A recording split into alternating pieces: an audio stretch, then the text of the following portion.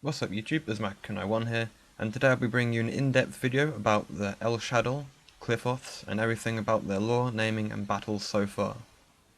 Introduced in Duelist Alliance, Shaddoll have been making waves in the game's competitive scene. Their name is a portmanteau of shadow and doll. They are a powerful deck revolving around fusion summoning and disruptive effects. Artistically, they appear similar to Evil Swarm, with most members of the archetype being corrupted versions of another monster. Unlike Evil Swarm, they also appear to have a puppet theme, with purple strings attached to the monsters. They seem to be controlled by Shaddoll Construct, who is likely the origin of the purple string system. Her OCG name, Shaddoll Nephilim, is based on two terms used in Judaism.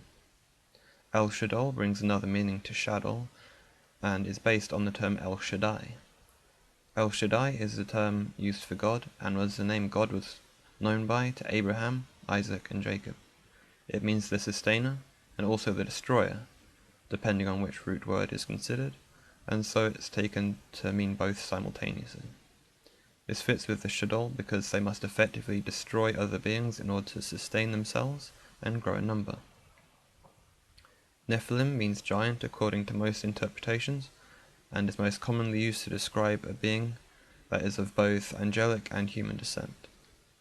This again fits with the card, with Construct towering over all other visible Shaddoll monsters, and being half Shaddoll and half light. These religious names are why the Shaddoll fusions had their names changed in the TCG. The main worker of the Shaddoll appears to be Shaddoll Winder. She appears in most of the card arts, usually in the presence of another Shaddoll monster. She also appears to be destroying some of the world in Shaddoll Fusion. I'll cover that in more detail later. It's my opinion that Winder works by helping to spread the corruptive force of the Shaddoll under the influence of Construct, who waits in the back lines. The OCG name Midrash means the analytical interpretation of the biblical text, offering a deeper view into the messages and meanings. The first two Shaddoll set about corrupting other monsters across the dual terminal world, using Winder as his most seen agent. It's unknown exactly what relationship Cain Gorgon, Anti-Luminescent Knight, has with the Shaddoll to begin with, but appears to be the final stage of the Gem-Knights infected with the Evil Swarm virus. Looking like Gem-Knight Crystal fused with various other bits of Gem-Knight, like Zirconia's arm and Prismora's head. Contact is made between Cain Gorgon and Winder, and the mist seeping from Cain Gorgon's head manifests into Shaddoll core. At some later stage, the head of the fallen Gem-Knight is fused with an unknown, possibly artificial body to form Shaddoll Agristol, whose name has no religious significance but is merely a play on the name of Gem-Knight Crystal, so this is probably the one Shaddoll that won't see a name change. Agristol has an odd placement of strings, with strings attached only to its back, somewhat like Construct. They're also the only strings to be red in colour. It may have been possible, therefore, to have had Agristol control a new breed of red-stringed Shaddoll. This was not seen before its demise as depicted in Qliphoth. The Qliphoth name refers to the shells or husks in Jewish mythology that encapsulate the divinity of God. These shells are seen as obstacles for that divinity, and so are seen as impure. This signifies that they are intended to be the enemy of the Shaddoll, who have name links with the holy. They are a deck utilizing the new pendulum mechanic to fuel tribute summons. The Yugioh Qliphoth reside in a giant Sephiroth under the Naturia Sacred Tree, sealed away in 10 domes on its surface. In the art of Shaddoll Fusion, we can see Winder blasting apart some of the sacred tree. This appears to stir the Qliphoth and forces them to activate, bursting forth from under the tree as seen in Qliphoth. The events of Qliphoth then occur, stripping Agristol of the coloured orbs on his body and killing him.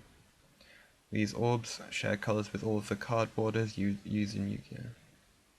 Yellow for normal, orange for effect, green for spell, pink for trap, blue for ritual, black for Xyz, white for synchro, grey for token, purple for fusion, and multicoloured for pendulum, with 10 orbs in total. It's assumed that each orb is used as a power source of some kind for the Qliphoth, as Tool is seen embedded with the yellow orb, Archive with the green, Genome with the orange, etc.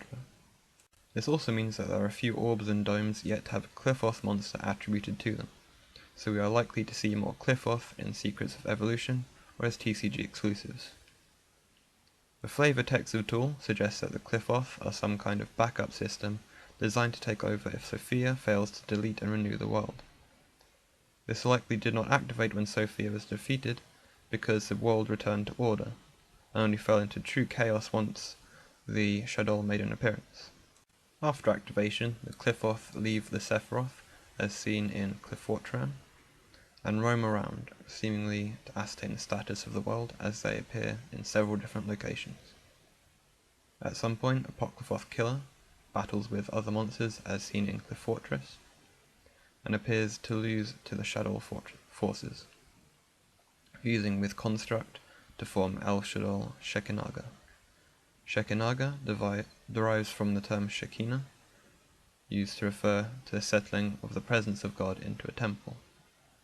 This indeed fits with its card art, as we see Construct, the god of the Shaddoll, taking a seat and settling into Killer as if it was a throne.